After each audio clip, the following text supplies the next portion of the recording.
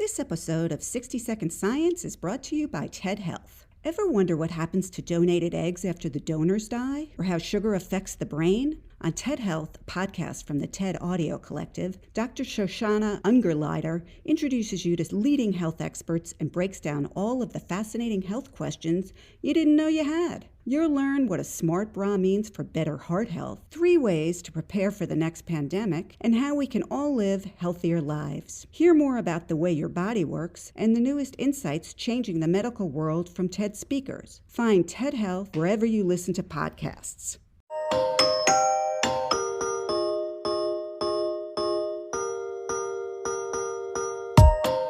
Hi, and welcome to COVID Quickly, a Scientific American podcast series.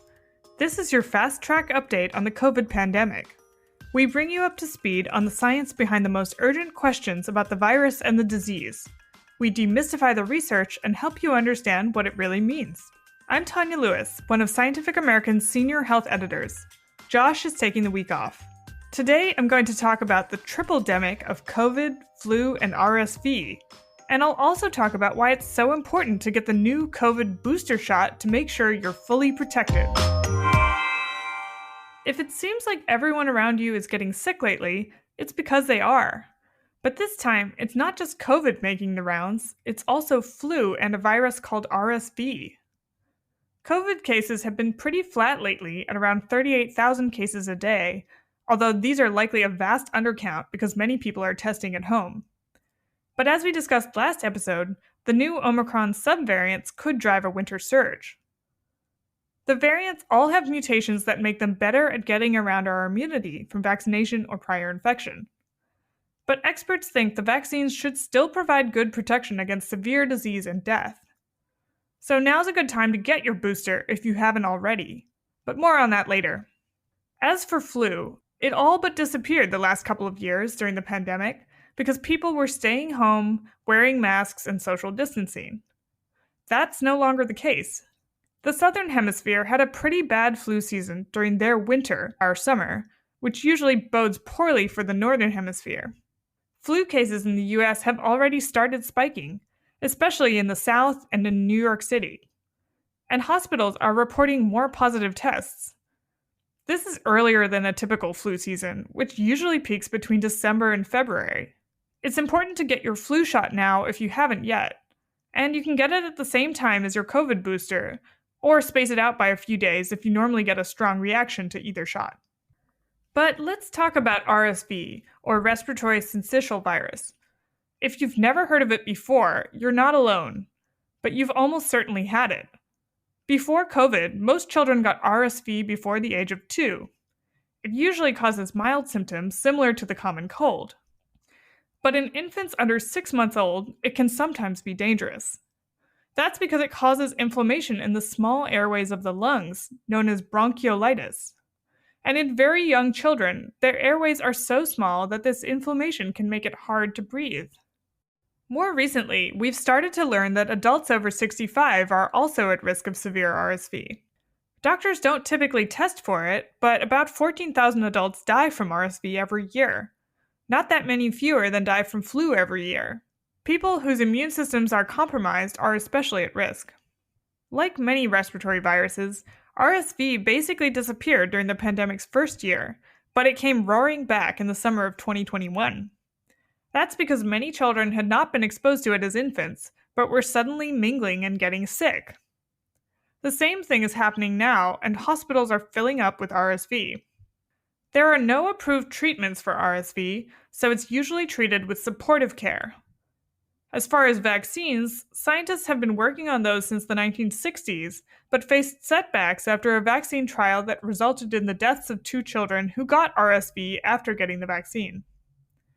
But there are now several promising vaccine candidates. Pfizer just reported that its maternal RSV vaccine, which is given during pregnancy, was more than 80% effective at preventing severe RSV in infants under 3 months. Pfizer and GSK have both announced positive results for a vaccine for adults 60 and older. At least one of these vaccines will likely be approved by the end of next year, according to Barney Graham, a former NIH scientist who has spent his career working on an RSV vaccine. The best way to protect yourself against RSV is the same as for COVID and flu. Stay home if you're sick if you can, wear a good mask, and stay in well-ventilated spaces. In the case of RSV specifically, you should also wash your hands, because you can also get it from touching surfaces. Circling back to COVID, let's not forget that we're still in a pandemic. And making sure you're up to date with your COVID booster is the best thing you can do to protect yourself from getting severely ill. At this point in the pandemic, many of the people dying of COVID are actually older people who are vaccinated but not up to date on their boosters. That doesn't mean the vaccines don't work. It's just that so many older Americans are vaccinated that a small percentage is still a big number. I talked to the FDA's Chief Medical Officer, Hilary Marston, about why the new bivalent booster shots are so important.